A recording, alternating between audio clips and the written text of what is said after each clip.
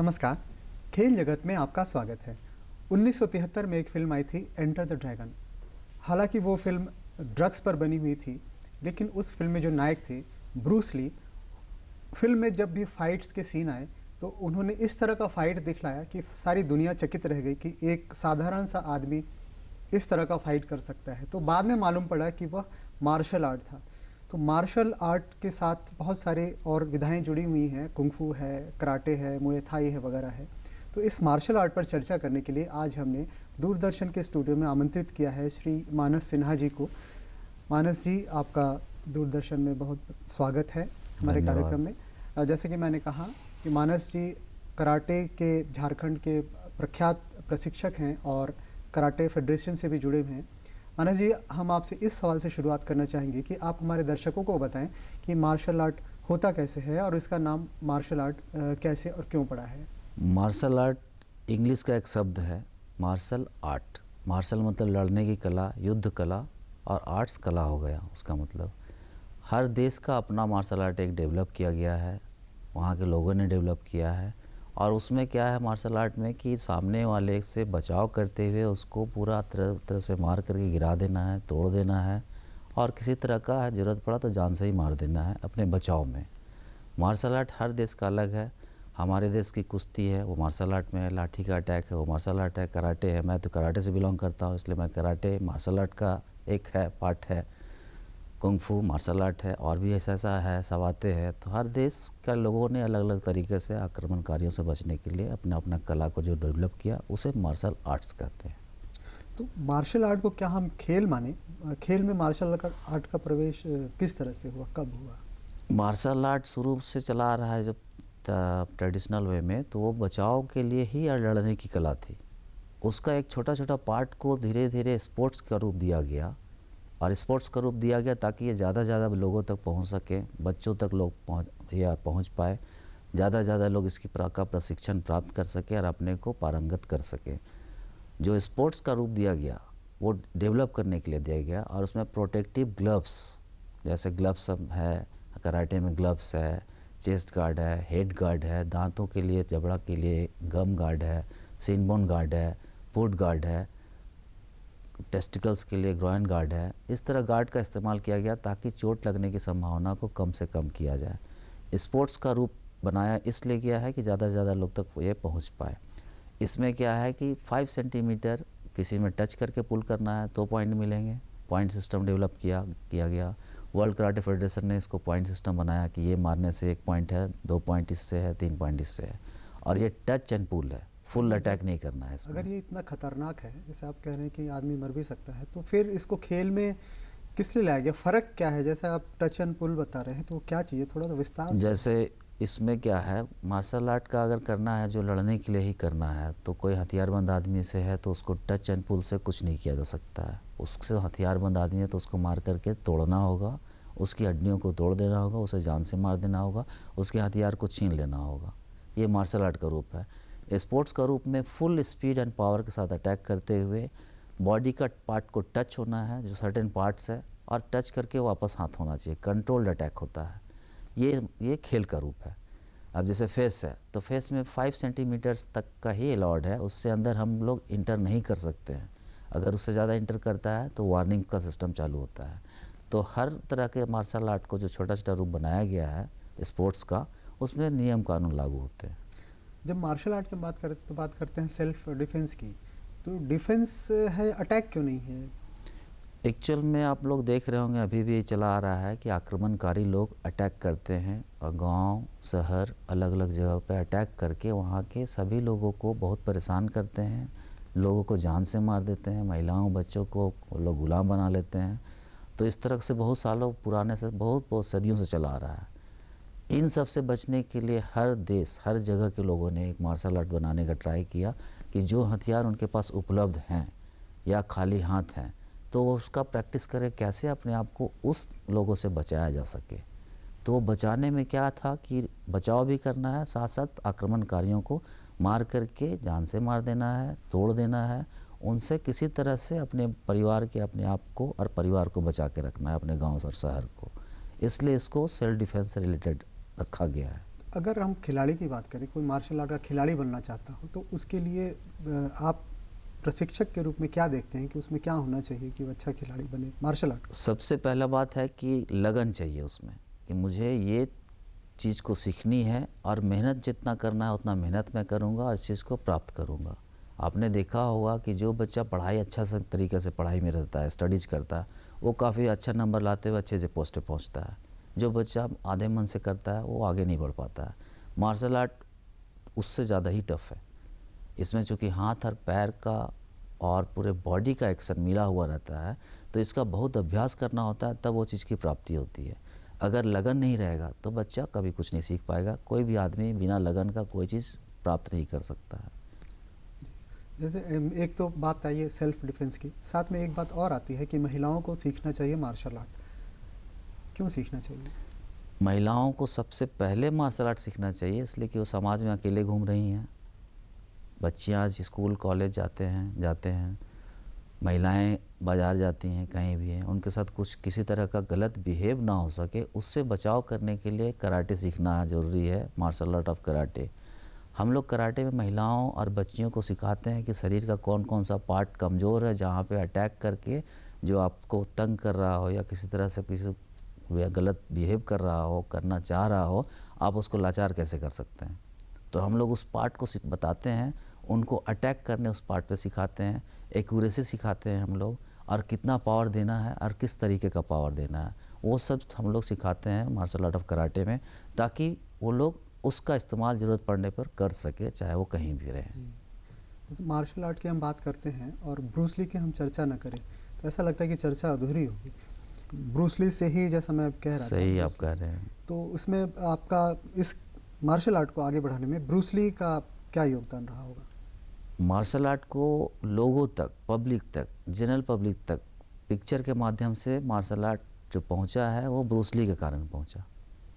Bruce Lee ने ये दिखला दिया पिक्चर के माध्यम से कि एक इंसान के पास में कितना स्पीड है लड़ने के लिए, उसके तकनीकों में कितना पावर है किसी चीज़ को तोड़ देने के लिए या जान से मार देने के लिए, किसी हथियार से लड़ने के लिए किस तरह से वो तकनीक का इस्तेमाल किया जा सकता है। ये ब्रूस ली के द्वारा पब्लिक को, जनरल पब्लिक को पता चला। क्योंकि मार्शल आर्ट पहले जो थे वो पारिवारिक रूप से चलता था। बाबू पिताजी जान रहे हैं तो अपने बच्चे को सिखाएंगे, वो पब्लिक को नहीं सिखाएंगे। तो इस तरह की चीज़ों को ब्रूस ली के पिक्चर में आने के बाद से बदलाव आते चला गया। धीरे धीरे आज देख रहे हैं कि मार्शल आर्ट के बारे में अधिकतर लोग जान रहे हैं।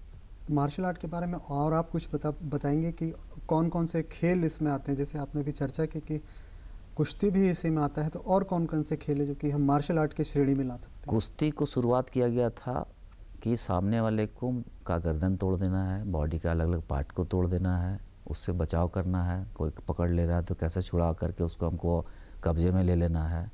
तो वो कुश्ती का रूप था। डरलाठी का रूप भी ऐसे ही है हम लोग का देश का। तो ऐसा कई तरह का चीज़ है। कुंग-फू भी है, वो भी मार्शल आर्ट में आता है। आपका ओसू है, वो भी मार्शल आर्ट में आता है। सवाते है तो लगभग है, काली है, अलग अलग कई तरह के हैं, अलग अलग देशों के हैं जो मार्शल आर्ट का वहाँ के हिसाब से डेवलप हुए हैं। तो जब हम मार्शल आर्ट की बात करते हैं या कुंग-फू, कराटे, ये सब की बात करते हैं, तो बहुत सारे शब्द आते हैं जो कि हम जानते नहीं हैं। जैसे कि है डॉन है, सेंसी है, बेल्ट है। हमारे दर्शकों को थोड़ा आप इस पर बताएं। एक्चुअल में सभी चीज़ का शुरुआत इंडिया में ही हुआ है। बौद्ध धर्म यहाँ के थे, बुद्धिस्ट मॉन्क थे, उनके द्वारा ये ले जाया गया चाइना। वो लोग ट्रैवल करते थे, चाइना गया, वहाँ से ओकिनावा गया, वहाँ से कराटे डेवलप हुआ। चाइना में जो डेवलप हुआ उसे कुंग-फू कहते हैं, उसू कहते हैं। जापान में जो डेवलप हुआ उसे कराटे कहते हैं। कोरिया में जो डेवलप हुआ उसे ताइक्वांडो कहते हैं। वहाँ से फिर वो धीरे धीरे वो पूरे विश्व में फैला, तो इसलिए उसमें नाम सब अलग रहता है। सेंसी, सिहान, क्योसी, इस तरह का जो चीज़ आप देख रहे हैं वो एक ग्रेडेशन एक तरह का है। जैसे हाई स्कूल का सिस्टम होता, कराटे का सेम सिस्टम है। मार्शल आर्ट ऑफ कराटे में सेम सिस्टम है स्कूल का। हम लोग क्यू बोलते हैं। क्यू का मतलब हो गया ये स्कूल का बच्चा है, जो भी एज से मतलब नहीं है। वो वाइट बेल्ट में मतलब वो 9th क्यू है तो वाइट बेल्ट है। 9th क्यू से अगर ज़्यादा सीख गया, अपर आया तो 8th क्यू में आया तो डाउनवर्ड सिचुएशन है क्यू, तो वहाँ कलर बेल्ट आपको मिलेंगे। ये थोड़ा कलर बेल्ट और ग्रेडेशन के बारे में थोड़ा सा हम ग्रेडेशन जैसे है एक तरह का टेस्ट है। ये जो बच्चे को सिखाया जा रहा है, जो किसी को भी सिखाया जा रहा है, वो उसका परफॉर्म करके दिखलाते हैं और वो दिखलाते हैं कि उसमें उनका स्पीड कैसा है, पावर कैसा है, सिंक्रोनाइजेशन कैसा है, उनका जो स्पीड है बचने का और अटैक करने का, वो उसका लेवल किस लेवल पर है। तो जैसे क्लास 1 के बच्चे कम जानते हैं, क्लास 2 के बच्चे उससे ज़्यादा जानते हैं, क्लास 3 के बच्चे और ज़्यादा जानते हैं, 10th के बच्चे बहुत ज़्यादा जानते हैं। तो वही सिस्टम कराटे में। कराटे में उनका एक सब्जेक्ट वास्ट होता चला जाता है। वास्ट मतलब टेक्निकल, अटैक करने का हायर लेवल का टेक्निक सीखते हैं, कॉम्बिनेशन सीखते हैं, काताज सीखते हैं, कुमिते सीखते हैं। तो उनका टेस्ट होने के बाद उनको बेल्ट दिया जाता है। ब्लैक बेल्ट फर्स्ट डिग्री को पूरे वर्ल्ड में माना जाता है, क्योंकि वो एक इंटरमीडिएट फेज़ है, एक टीचिंग वाला लाइन आ जाता है, फिर वहाँ से शुरू होता है, वहाँ से प्रशिक्षण दे सकता है। Black belt first degree, black belt second degree, ऐसा करके 10 डिग्री तक है। तो ब्लैक बेल्ट 4 डिग्री और 5th डिग्री 6 डिग्री वो फिर रिसर्च वाला मैटर आ जाता है, एमए का के आसपास का मामला आता है, पीएचडी का मामला आता है, क्योंकि और कराटे में हायर होते जा रहे हैं। तो टीचिंग लाइन की चीज़ हो गया वो लोग। खेल में इसमें क्या है? खेल में आगे जैसे आपने अभी बताया कि बेल्ट आप ऊपर जाते जाते हैं तो आप टीचिंग लाइन में चलते, खेल के दृष्टि से खेल के मेडल दृष्टि जीतना तो से एक इसका अलग चीज़ कोई हो गया। मतलब नहीं है।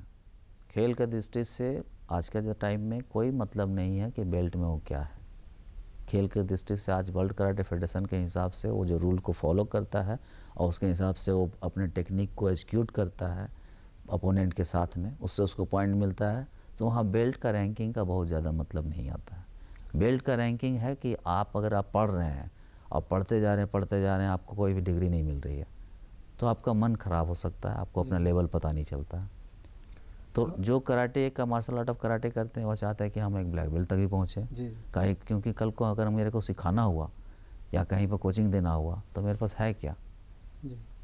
टेक्निक्स है, लेकिन मेरे पास वो तो पब्लिकली हर जगह तो दिखलाया नहीं जा सकता ना, इसलिए उस तरह का डिग्री की ज़रूरत पड़ती है। तो हम कराटे की तरफ आते हैं। कराटे आपका खेल है, आप कराटे के विख्यात प्रशिक्षक हैं।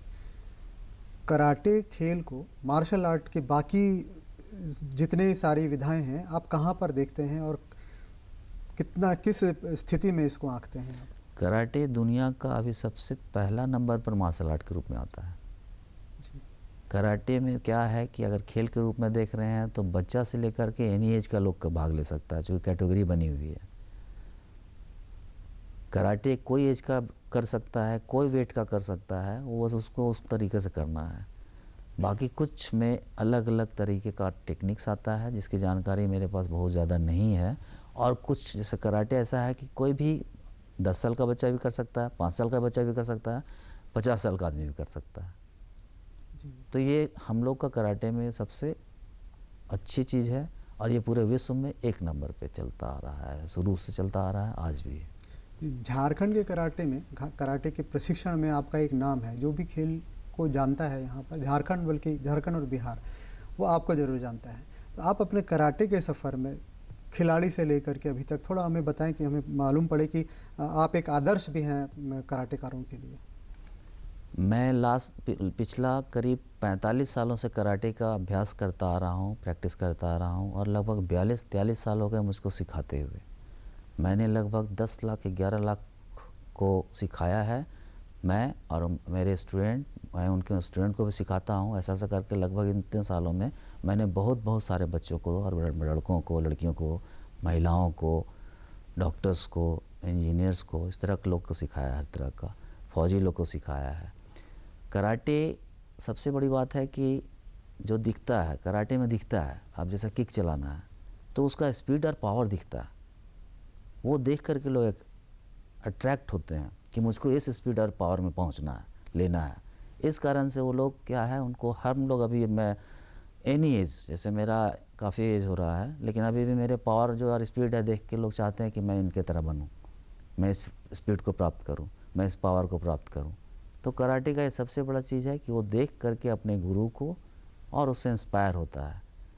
जहाँ तक सिखाने की बात है, मैं लगातार सिखाता आ रहा हूँ, आज भी मैं सिखाता हूँ। अभी भी कितने जगह सेंटर्स चलते हैं हमारे, हम लोग सिखाते हैं कि स्पोर्ट्स पॉइंट ऑफ व्यू से आप ऐसा कब प्रैक्टिस करो, मार्शल आर्ट पॉइंट ऑफ से ऐसा प्रैक्टिस करो।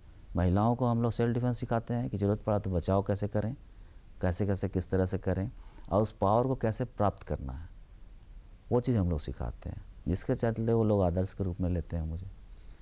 खेल के रूप में कराटे का अपने राज्य में और देश में आपकी नज़र में क्या आगे स्कोप है कराटे का? कराटे का स्कोप शुरू से था, कराटे का स्कोप शुरू से है और कराटे का स्कोप हमेशा रहेगा। कराटे ऐसा चीज़ है कि ये इसको जो स्पोर्ट्स कराटे करता है वो भी मार्शल आर्ट के रूप में इसको अपने बचाव का रूप में इस्तेमाल कर सकता है। तकनीकें कम होती हैं, कम तकनीक से स्पोर्ट्स होता है। तो स्पोर्ट्स में इसमें बहुत तरक्की है, आगे बढ़ना है, अचीव करना है, लेकिन बहुत आसान नहीं है हम लोग को नेशनल लेवल तक पहुंच करके मेडल प्राप्त करना और इंटरनेशनल लेवल, क्योंकि कंपटीशन बहुत ज़्यादा है। तो मेहनत काफ़ी करना होगा, तभी उसमें तरक्की का साधन और जगह मिलेगा। और क्या आपको इसमें ऐसा लगता है कि कोचिंग तो अपनी जगह ठीक है, लेकिन खिलाड़ी की, हालांकि ये तो कहते ही हम कि खिलाड़ी में अगर प्रतिभा हो और मेहनत हो तो आगे जाएगा, तो कराटे में विशेषकर कराटे में ये मैटर करता है क्या? सब जगह पर प्रतिभा तो हर जगह है। आप स्टडीज़ का पढ़ाई का ले लीजिए, प्रतिभा नहीं रहेगा तो पढ़ नहीं पाएगा। आप कोई भी आप कला देख लीजिए, प्रतिभा है तो आगे बढ़ता है। कोई भी खेल देख लीजिए, प्रतिभा है तो आगे बढ़ता है। तो कराटे में सेम चीज़ है, प्रतिभा है, बस हीरा है, उसको निखार देना है। निखरते हुए कोच का हम लोग काम यही करते हैं कि जिसके पास लगन है, जिसके पास प्रतिभा है, उसको हम लोग निखार करके उसको आगे बढ़ाते चले जाएँ। और जहाँ तक है कराटे में, तो वो नेशनल लेवल पर, स्टेट लेवल पर, नेशनल लेवल पर, इंटरनेशनल लेवल पर भाग ले करके वो काफ़ी प्रख्यात भी हो सकता है। कई जगह पे उनको सरकार की तरफ से सुविधा मिलती ही है।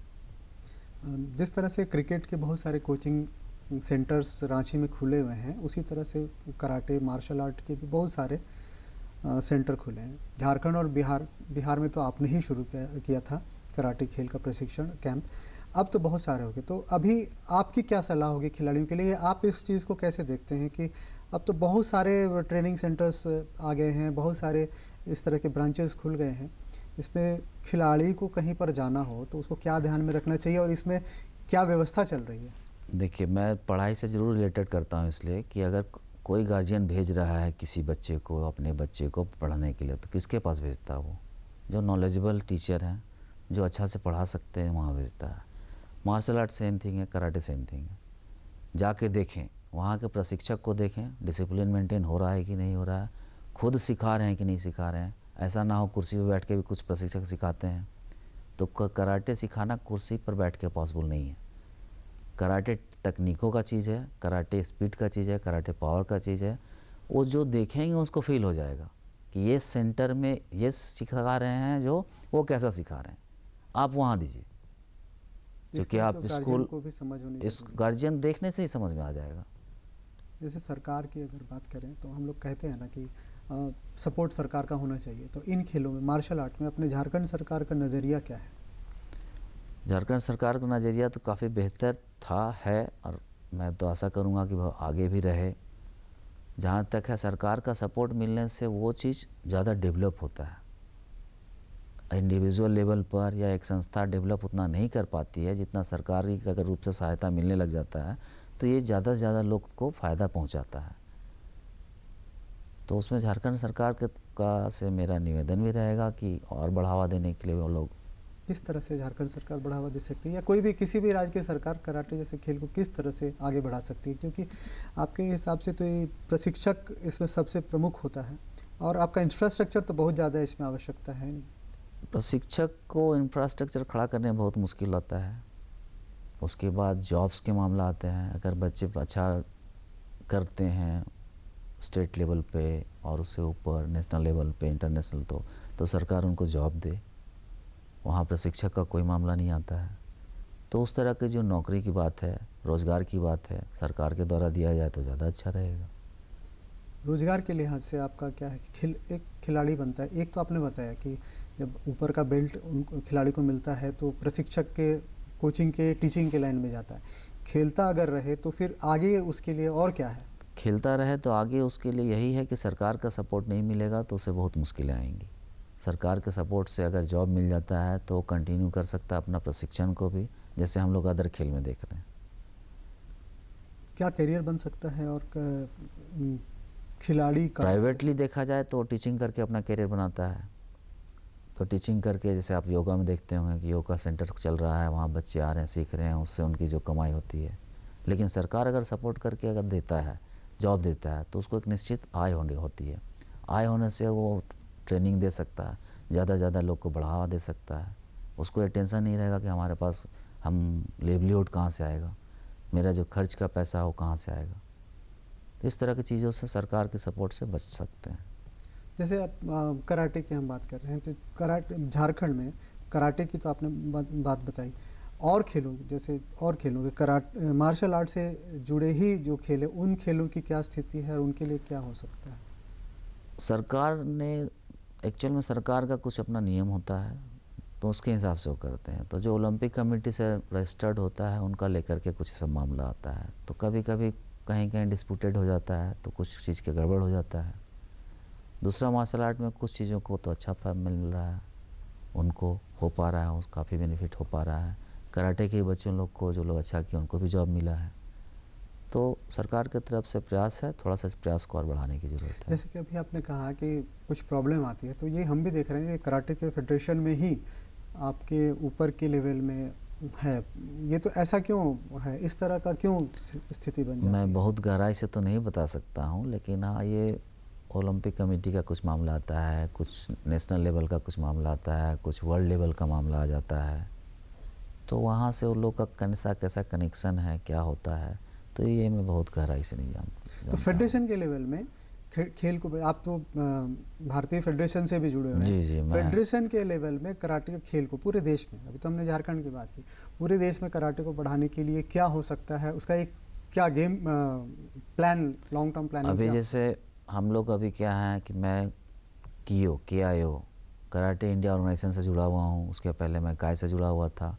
काय पहले रजिस्टर्ड थी वर्ल्ड कराटे फेडरेशन से, तो उनके द्वारा वर्ल्ड लेवल पर जो गेम होता है कराटे का, स्पोर्ट्स का, वहाँ तक इंडिया टीम जाती थी। कियो को एफिलिएशन अभी मिला हुआ है, कियो के साथ हम लोग अटैच हैं। तो हम लोग, मैं खुद कियो की तरफ से रिकॉग्नाइज्ड कोच हूँ, ऑल इंडिया चीफ हूँ Shotokan karate federation of India का। तो एफिलिएटेड बॉडी हूँ, मेंबर हूँ वहाँ का। तो हम लोग तैयार करते हैं बच्चों को, हम लोग स्टेट, डिस्ट्रिक्ट, स्टेट में भेजते हैं, नेशनल में भेजते हैं, तो उनके द्वारा उनका बच्चों लोग का डेवलपमेंट होता है। जैसे आपने कहा कि शोतोकॉन फेडरेशन ऑफ इंडिया, तो देखिए, एक तो कराटे फेडरेशन हो गया, राष्ट्रीय संघ हो गया, एक आप जो बता रहे हैं जिससे आप अभी आपने कहा था कि आप उसके चीफ इंस्ट्रक्टर हैं इंडिया के, वो किस तरह से काम करती है कराटे फेडरेशन ऑफ इंडिया के साथ? जैसे हम लोग एफिलिएटेड बॉडी, मेंबर बॉडी होते हैं। तो कियो का मैं Shotokan karate federation of India, कियो का एफिलिएटेड बॉडी है, मेंबर बॉडी है। उनके द्वारा एक तकनीकी प्रशिक्षक रहता है, जो जिसका जो ऑल इंडिया चीफ होता है, चाहे वो प्रेसिडेंट हो, उस संस्था का सेक्रेटरी हो, इस तरह का चीज़ें होती है। मैं technical director, chief technical director Shotokan karate federation of India का हूँ। मानस सिन्हा और शोतोकान कराटे फेडरेशन को उनके द्वारा मान्यता दी गई है कि मेरे द्वारा जो बच्चे तैयार किए जाएंगे हमारी संस्था के द्वारा, वो कहीं से भी खेल करके आगे बढ़ सकते हैं। यह तरीका है। जैसे अभी शुरुआत में ही आपने कहा था कि खेल बाहर का है, तो ट्रेनिंग के पर्पज़ से, तो प्रशिक्षण चाहे टीचिंग, तो इस पे क्या हमारा देश सेल्फ सफिशिएंट है?